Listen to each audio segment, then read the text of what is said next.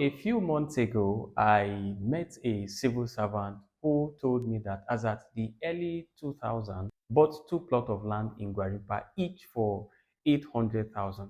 As we speak today, those particular properties are worth up to about 80 million naira. Guess what? He told me something I will never forget. He said, Jay, I am not buying this for myself. I am buying it so my children will never start from zero. Now, this is the power of real estate. Now, draw close and let's have a quick conversation.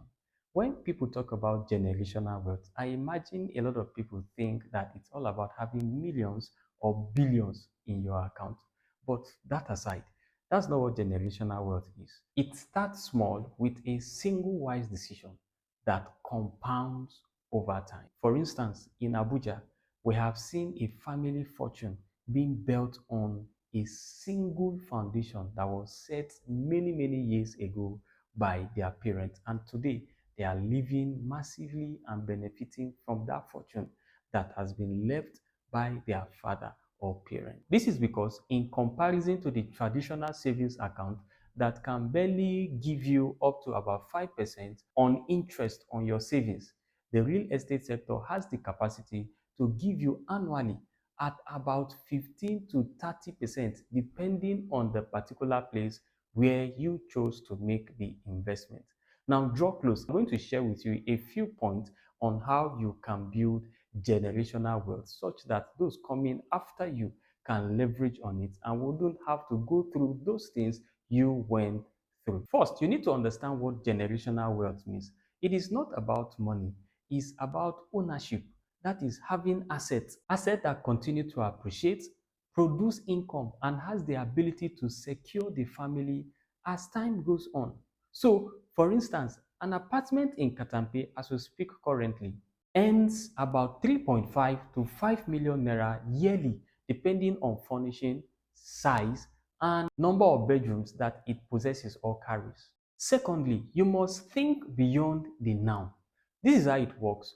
If you want to invest or key into any property, your mentality or your mindset should not just be about the now, but rather begin to think about 20 years, 15 years from now. What happens? That is to say, if you look currently at the Abuja master plan, you will discover that the rate at which development is coming, places that are being neglected as we speak currently, a time will come that those places will become the hot cakes in quotes of investment hub in Abuja. For instance, in places like Gwagwalada, places like Kuje that are largely neglected, and other places like Karushi that people are not paying attention to currently. What smart investors they do is that these are the places they pay attention to. Why? They are thinking about leaving a posterity and not just about the now. The third step they take is that they invest consistently, not emotionally. Fact is, you don't build wealth by chasing trends. Rather, you build wealth by staying consistently.